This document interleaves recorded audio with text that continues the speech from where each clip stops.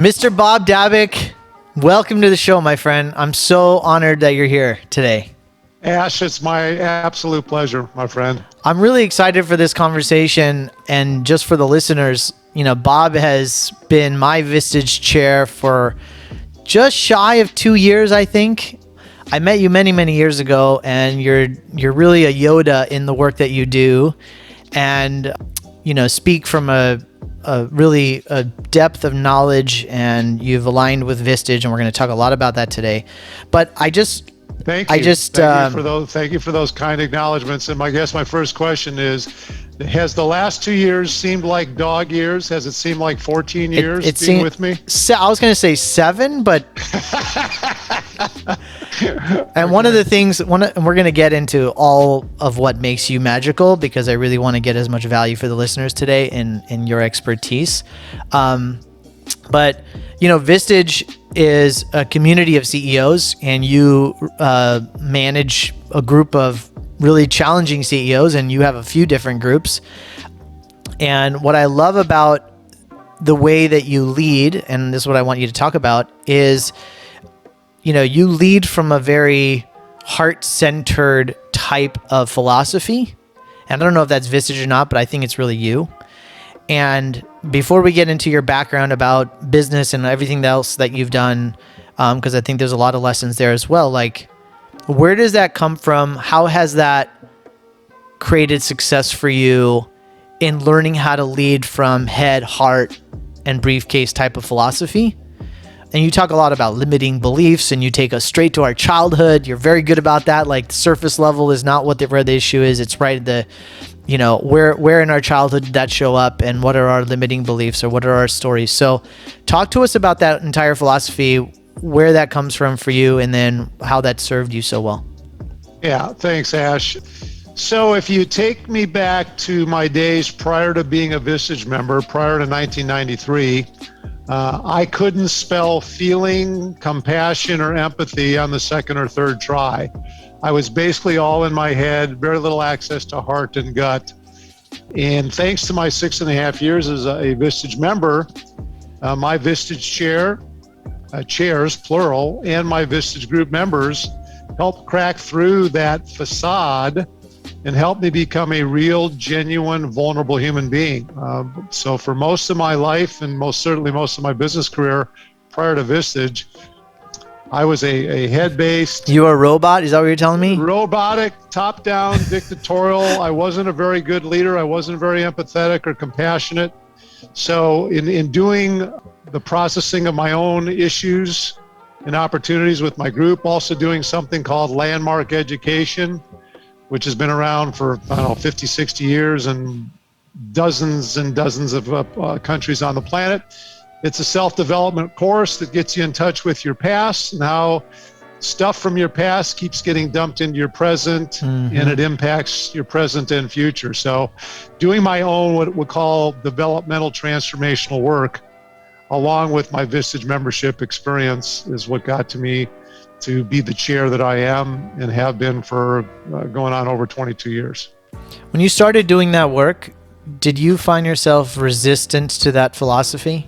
Oh, of course. Yes. Being emotional, vulnerable, talking about feelings, talking about failures, limiting beliefs, fatal fears. No. It's all about you. You're the issue and everything. Yeah. Well, there was a point in my life, Ash, where I had an estranged relationship with my former wife, an estranged relationship with my dad, who was also my business partner, an estranged relationship with my sister, who was a business partner, an estranged relationship with my son while going through a very painful divorce. So 4 key relationships, and guess who the common denominator was? Me. I had to own all that. And I was not empathetic, compassionate enough, and not self-aware enough to realize that I was the root cause of the challenge in those relationships and many others. When you were going through that, I mean, when you work with thousands and thousands of leaders, and I know you have a few of your own groups, but you work with many companies, you work with many leaders. What happens if you are not open to that perspective? Like, what are the consequences of Like you're very aware about those things in your life, but like what happens if you're not aware about it? If I'm not aware, or the people or my members are not aware. In other words, what happens to a human being if Yeah. they're not self-aware? Like what are the consequences of not going down into the heart and just running the business from head, perhaps? Well, you can obviously, since most people tend to default to running the business from their head, you can be very successful. And I think you can make a lot of money, and you can have relationships for the most part that work. I'm not sure they work as deep or as an intimate a level. I believe, though, the more human a leader is, or a human being is, the more followership, the greater intimacy, the greater connection they have with other humans. And I think their life, therefore, is enriched. So I believe the more open and vulnerable we are, appropriately so, Right. the better our relationships are. And I think success tends to follow in however you define success. One of the things that I've learned so much about how to process issues, and really this is from your guidance, and I've been in a Vistage group before, and I've obviously been a CEO for a long time, but the way that you process issues in getting to the how do I statement and the action steps, but really reflecting the mirror back to us about what is showing up in our life and what are the things, it's a really difficult, challenging thing to do, to own everything, to own how we all show up in the world. And I want to commend you and honor you for how skilled you are at that, to be honest with you, because it's not easy to shed people's shields and all their armor and get to that and hold a safe space to do that, right? Because Yes. that's really important, is that no one's going to share, no one's going to admit that they're the issue if there's not a safe space. Can you tell me a little bit about like how other people, like how do you do that? How do you do that so well? And what can other leaders learn how to do that the same way you do? Yeah, well, thanks. So in order to take somebody else to a deep emotional place, I believe someone needs to do what we call their own work. They need to do their own deep transformational work. So again, referring back to landmark education and everything I've learned there, I bring what I call landmark light, because I can't do a 3-day intensive in our monthly full-day group meetings with the CEOs and senior executives.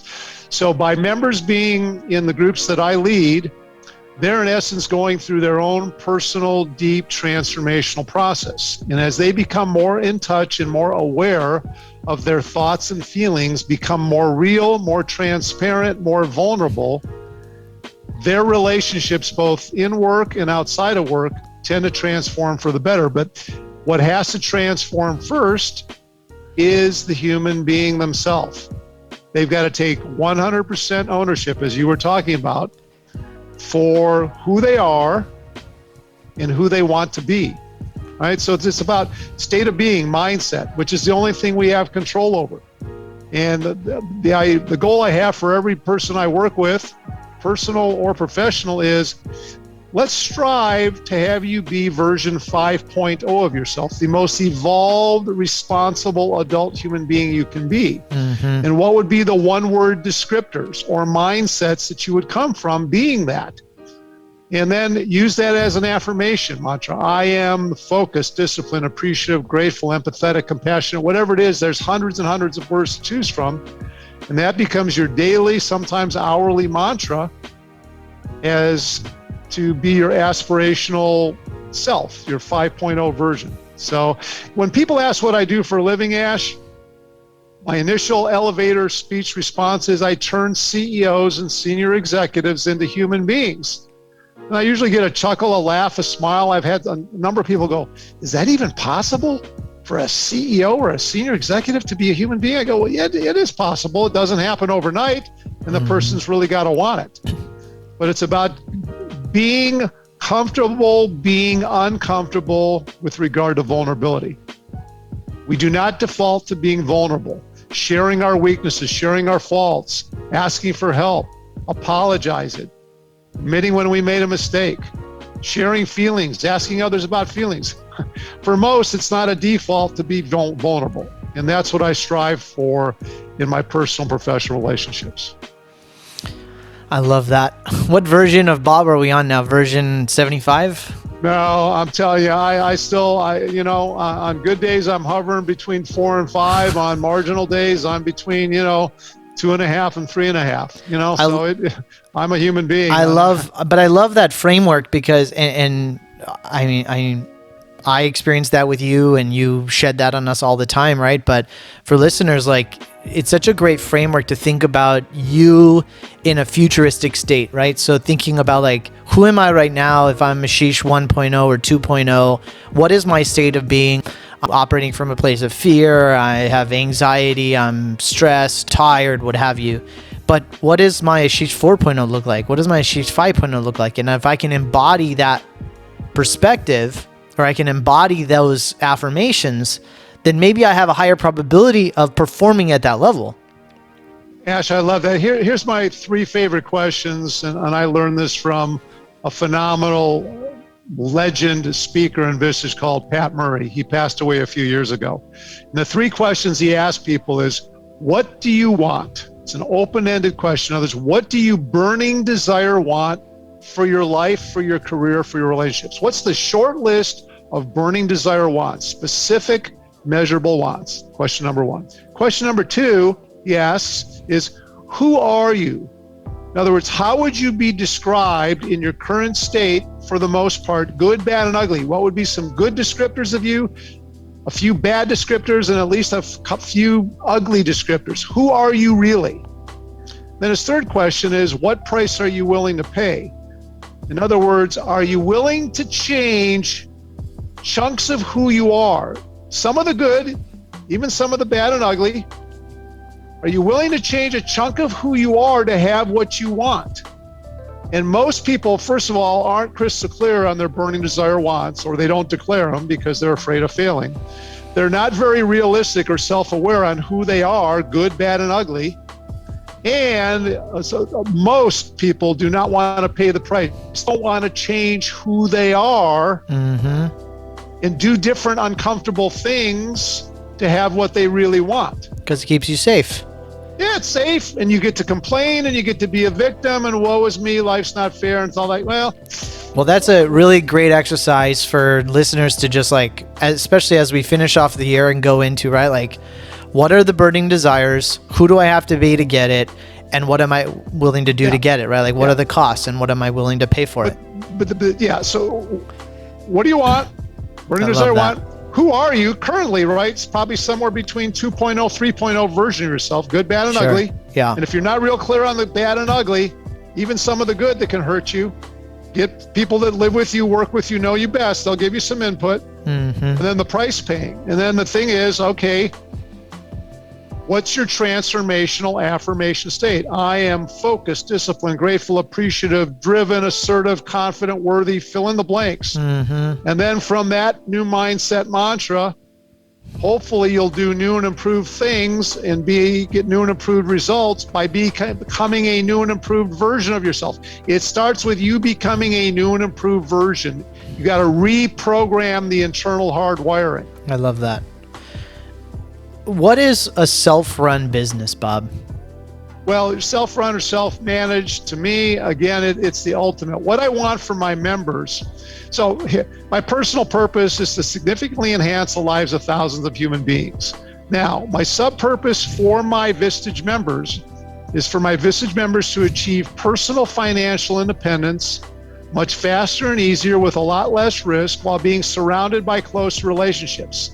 So I want my members, Ash, to have this pot of gold at the end of the rainbow, all the time and money they want or need, and then have these really cool relationships that they can spend that time and treasure with. All right?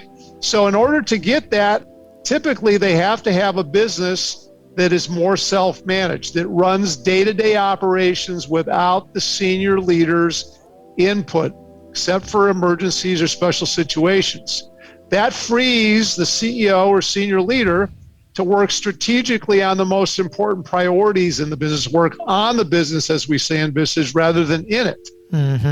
And then by doing that, they can grow the business top and bottom line faster and easier and more profitably. And when the business owner goes to sell the business, if the business does not need the CEO or business owner for day-to-day ops, the business is worth a higher multiple, flat out, period. So if a business needs the CEO, president, or owner a whole lot for day-to-day ops, it's too risky for the buyer. So the buyer's got to keep you on board for a couple, 3 years. Yep. They also have to have this earn out to protect their investment. But if the company basically runs day-to-day without the owner, the CEO or the president, it's worth a whole lot more.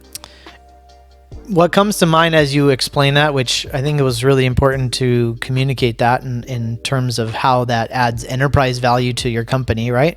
And also value to your lifestyle and building relationships, which is all, I think, everyone's end goal. But in the journey of that process of starting as an entrepreneur, being, everything has to go through you, attaching yourself to the identity of your business, and then getting to a place where, some leaders are working 1 hour a month on their companies, right? Like there's a huge identity rebuild there, kind of going back to what we just talked about who we have to be. Like, tell us about that journey for you, because but I even share with the listeners, like most entrepreneurs attach their identity to their business. And as we have major transformations in their companies, or as we bring in leaders perhaps and delegate more and go to the next level of our life or our career, we're shedding these old identities, and is one of the most difficult emotional things that anyone can ever go through. And I'm experiencing that right now. It is like heart surgery. Tell me about your journey in that process and some of the things that you learned as you went through that for yourself. Well, in running my businesses, again, prior to Vistage membership, I was a top-down, dictatorial, emotionless, I won't even call it a leader. I was a manager. I was actually a micromanager. And it really frustrated my senior team.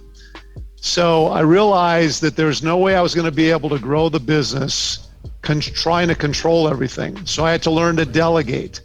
Set up an accountability system of goals and metrics, feedback, consequences, rewards. A whole system had to be put in place. And it took several years, but I told my management team, I said, look, after a few years at Vegan Vistage, I said, about 2 to 3 years from now, I want the companies that I own to be self-managed. I actually made that declaration repeatedly.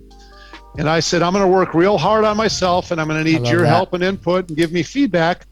But I want to be letting go and pushing down decision-making authority and delegating everything I possibly can, so that within 2 to 3 years, we have a self-managed company. I know that's what you want, because I know you don't like my micromanaging. And although I kind of get a kick out of it, it's also starting to become frustrating and bothersome for me, and it's not as much fun as it used to be. So I want to be a strategic leader and not a micromanager, and I know that's what you want as well. So it was a journey that my management team and I went on over several years.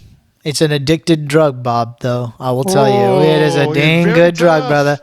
It's so much more fun to get the transactional feel good. Dopamine. Right? Dopamine. Yes, it's to solve problems, to be involved in decisions. So to be a strategic leader, you have to let go of the instant gratification of being a tactical transactional manager, because strategic leadership means you're working on longer term priorities that take a while for them to come to fruition. So delay gratification and being patient, and that's not easy for most people running companies. You've, again, worked with hundreds of companies, thousands of leaders, CEOs at different levels. What are some of the common themes that you see in what it takes to be a successful leader and a successful company itself? Besides, being self-run, I think like there's a lot of specifics there. So what are the common themes that you notice? Ash, I can boil it down to two big areas that have lots of subcategories, but I actually do a Vistage speaker talk on this. It's called team management accountability and delegation. Most leaders, if you ask what they would like more from their organization, they would like to have a more accountable organization. It's like, wow, what the heck does that mean? And to me, that simply means having all people in your organization being crystal clear on their expectations. What are their SMART goals, right? Specific, measurable, achievable, realistic, timeout. What are the SMART goals that they're responsible and accountable for? Okay. Also, what are their SMART objectives, the one-time projects and programs? If people have crystal clear expectations on their goals and objectives, that's step number one in the accountability system. Step number two is having regular, respectful feedback. Leaders and managers giving their people regular, respectful feedback on how they're doing against those goals and objectives. Ideally, a weekly, what we call one-to-one meeting. 30 minutes uninterrupted time to cover a number of topics, but covering goals and objectives. So step two, regular, respectful feedback. Step number three, very simple, progressive rewards and consequences. If people are performing, they get rewards. Bonuses, pay raises, maybe promotions, maybe new and interesting work. If they're not performing, there's progressive consequences. The idea is we want to bring people to choice. If they're not performing and there's a performance gap, let them know about the performance gap, work with them for a reasonable period of time, coach them, develop them to see if they can close the gap in order to keep their position. Or maybe they have to find a new position, or maybe they have to find another place to work. So that's kind of the whole realm of accountability. And then the other big area is delegation. Learning to let go. And there's fears around that, right? Huge fear. Huge fear. Fear of rejection, fear of emotional discomfort, fear of being wrong. We want to hold on. We want to control. So if there were two big areas, again, putting in an accountability system and kind of a never-ending progress towards delegating more and more and more. The question I like to ask the executives is this. In any given point in your working day, whose job are you doing now? I love that. Whose That's so good. Are you doing now? Or I like to ask someone before they join Vistage, is like, I'm just curious, how many hours a week on average are you spending doing other people's jobs? Or in other words, delegatable work? And the answer is anywhere from 5 to 25 hours a week doing delegatable work. Basically, they're ripping off their company. They're doing low-level tactical transactional I like that. work That's a good rather than the higher-level strategic. That's a good way of looking at it, right? Like delegating, there's a cost to you doing certain work. Oh, huge. Or an opportunity cost. Yeah, we call it a herd impact. Herd is an acronym we use in business. HERD. What are the hours of lost productivity because you're not setting up an accountability system or not delegating? What's the emotions you and others are experiencing, the negative emotions? What are the relationships, that's the R in herd, that are at risk or strain? And what are the dollars of impact? Revenue dollars, gross profit dollars, operating expense dollars, net profit dollars, cash flow dollars, hours, emotions, relationship dollars. What's the impact of you not having a great accountability system and you not being a great delegator?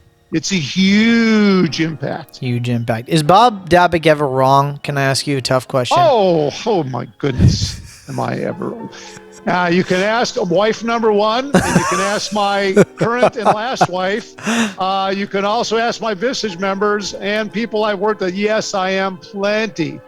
And I usually get pretty real-time feedback. You do. If I'm at version 5.0 and accepting full 100% responsibility, I take that feedback as a gift. Well, you do. All feedback's a gift. Sometimes it's a gift you don't want to open. Sometimes it's a gift you want to return. But all feedback is a gift. I get plenty of feedback when I'm wrong. Well, I will agree with you completely, and you do play all out, which is why you get so much feedback, and I think that's a blessing and a gift too, because you won't get feedback if you're not playing all out. And if you I say this as a leader of any organization, and in my case Vistage groups with Vistage members, if you're not taking some risks and not pushing and challenging people and getting some feedback that you may not like at times, I would say you're not, to your point, not playing full out. You're not giving it your all. What advice do you have for people who perhaps, can't get into Vistage or can't afford Vistage or what have you? But I think that there's a huge value in the brotherhood of a community like, Brotherhood and sisterhood, of course. Yeah, brotherhood, sisterhood of community, of trust, of vulnerability, of confidentiality. Like, if I was maybe an up-and-coming entrepreneur, or I was starting a business, I've always said this, that, I think like programs like EOS, Vistage, having a board, there's like some tactical things that like significantly improve the odds of a business's success. And as starting an entrepreneur, you may not think about that, but like if I'm listening right now and I'm like, I want something like this, what can I do to build this around me for a couple years before I'm ready for a Vistage? Well, I would say find advisors or people you trust that are willing to challenge you, that are not yes people, that are willing to push you in your thinking. Find a group of peers or, again, associates. Again, whether it's Vistage or your own board of advisors, what I love about Vistage is that I call it an agenda-free, unbiased group of peers. Agenda-free, unbiased group of peers that don't have to live with you or work with you, can push you and challenge you and have you look at yourself, who you're being, what you're doing, and the results you're having, right? Kind of the be, do, have, and hold you accountable to what we call action promises. So a lot of boards of small, closely held businesses are really people that they're friends more than advisors. And they sometimes tell the business owner or CEO or president what he or she wants to hear. And that's not, to me, a very productive, effective board. You come from a place of real deep care when you give people feedback and you speak about, you give people suggestions or your opinion. But you're an acquired taste, and I mean that most respectfully, right?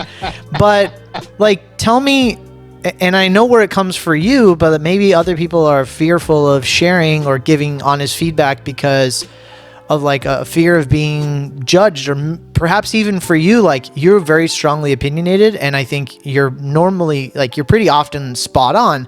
But do you ever have a fear of being misunderstood? Like fear of they're not going to receive what I'm about to share and going to judge me for it, or I'm going to be misunderstood that he's just being, a pain in the butt. Like, talk to me about that process for you personally. So let me give you greater context here. So I'm in a classic rock and roll band. I play lead and rhythm guitar. And one of the few songs that my bandmates will allow me to sing is a song called Cruel to Be Kind. It's a 1979 song by a gentleman named Nick Lowe. And the chorus, I won't sing it, but the chorus goes, you got to be cruel to be kind, right? Cruel in quote marks. You got to be cruel to be kind in the right measure. Cruel to be kind is a very good sign. Cruel to be kind means that I love you. Baby, you got to be cruel to be kind. So this caring, I think when you care enough about somebody, you will challenge them in a manner that Vistage calls carefrontationally, right? Confront with care, confront with dignity, confront with respect, but confront. Ask the tough question, give the observation, give the feedback. There are four primary states of being that I think great Vistage shares, and I think all great leaders come from. And this could be, you could argue that there are other ones, but the acronym is CAVE, C-A-V-E. And the C stands for carefrontational. Great leaders, and I think great chairs, are carefrontational. They challenge at every opportunity in a caring manner. The A is assertive. They run a strong group, a strong organization, a strong department. They have to show up as the leader. Not necessarily, not top-down dictatorial. I'm all for collaboration. It's got to be the leader. Make the decision. So assertive. The V is vulnerable, which is really difficult. Admitting when you're wrong, asking for help, apologizing, asking about feelings, sharing feelings, vulnerability. And the E is explorational.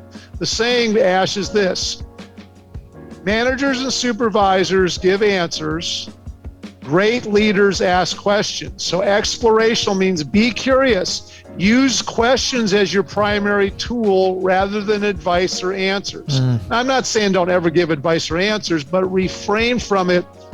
Let that be the last resort. So confrontational, assertive, vulnerable, explorational. Now, those are 4 very powerful states of being, what I'll call level 5.0 leadership, be it a chair or any manager or CEO. Sure.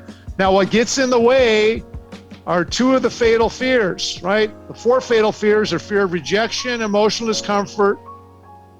Actually, fear of failure, rejection, emotional discomfort, being wrong. Those are the 4 fatal fears. The 2 big fatal I think of most leaders is the fear of rejection. If they challenge somebody, ask a tough question, give feedback, the relationship could be strained or they could be rejected. Right. So that fear holds them back. Emotional discomfort. If I challenge somebody, there's some anxiety, there's some stress, there's some tension in both me and the other person. Now, I'm not saying failure doesn't come into it or the fear of being wrong, but fear of rejection, fear of emotional discomfort prevents us from being cruel to be kind, and I think prevents us from being confrontational, assertive, vulnerable. But you also have to have a significant amount of self-confidence to be able to not be afraid of the first 2 fears that you mentioned and give feedback unconditionally, right? In a confrontational framework, that's super important. You can't just go tell whatever you want to people and yell at them, but in a confrontational way. But there's still a big space for being misunderstood and judged. Like, how do you process that in your brain? Well, there's a 5-step process for giving feedback, right? Real simple. I love it. And if it's What's the acronym now? Well, I don't have an acronym for that, but the first step is, hey, Ash, are you open for an observation? Or are you open for some feedback? Get permission. Step number 2 is, at times I've noticed a pattern of coming late to meetings, not hitting sales goals, not following processes, yelling at people in the hallway, fill in the blank. And it seems to be causing, and this is where you get the impact, lost productivity, some frustration, relationships strained, both with employees and customers, and some hard dollars, right? And I'm just wondering what that's all about. That's the first 3 steps. Open for an observation. At times I've noticed a pattern of behavior, and I'm just wondering what that's all about. Then basically, step 4 is the person responds and you listen, understand, and validate what they're saying. You don't argue with them. Let them have their say. And then step 5 is, hey, what do you think can be done about this? Putting the power back in their hands to see what they can do about showing up on time or hitting goals or following processes. So good. Or whatever, fill in the blank. So good. I've learned so much already today. Love this. Let me ask you, you have this amazing, powerful energy about you. Managing CEOs and leaders is not an easy task, and you constantly show up with full horsepower, full attention, full presence. Tell me what your daily routine looks like in order for you to show up this way so consistently. Well, I think you got to have, the healthiest body, mind, and spirit possible. So I'm on a treadmill 5-6 days a week with heavy hand weights. We also have a beautiful black Labrador puppy, and I usually do at least 2 hours or more of walks every day around our hilly neighborhood. So physically staying in the best possible shape I can in that regard. I watch what I eat probably 90% of the time. I've been on protein shakes for, almost 20 some years now for breakfast and lunch. I try to eat a relatively healthy dinner and eat healthy snacks. I splurge every now and then here and there, but watching what you eat and exercise, things we've heard about like forever, because if you don't take care of this temple called your body, you will not have the energy to do whatever it is you love to do, personally or professionally. At least that's my belief, and that's what's proven successful for me. And you said this one of the first times I ever met you, is that all the problems that we have are between our ears and the stories that we tell ourselves. Like, I will never forget that. So one of my favorite sayings is, your mind can be a terrible neighborhood to go into alone. That's right. Your mind can be a terrible neighborhood to go into alone. Be careful of what you're thinking about or the self-sabotage that goes on between your ears.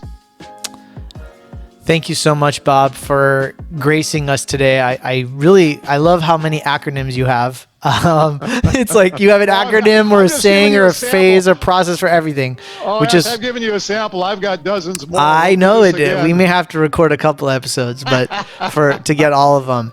And thank you so much for the opportunity. I greatly appreciate it. I hold you in the highest esteem, my friend. You are one of the most phenomenal leaders and human beings that I've been had the pleasure to come across. And I look forward to many, many, Likewise. many more years of working with you. As we wrap up, Bob, if people want to get a hold of you, how do they find you? Bob.Dabic at vistagechair.com. Bob.Dabic at vistagechair.com. Or my cell phone, 714-609-7000, 714-609-7000. This guy just dropped his cell phone number. Look at that. That's how committed he is to building leaders of the future. Absolutely. If you're interested in joining Vistage or looking out for a group, Bob is, again, the Jedi master in the United States, one of the top leaders, leaders of leaders. And I'm really honored to call you my chair.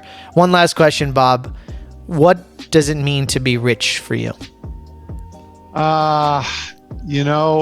Being in great health and having intimate relationships with those you care about. If you're not in great health and you don't have intimate relationships, the money and the possessions, I don't think matters a whole lot. I love it. Thank you, Bob. I appreciate you, my friend. Appreciate you too. Best to you, my friend. Thank you for the opportunity again. Happy holidays.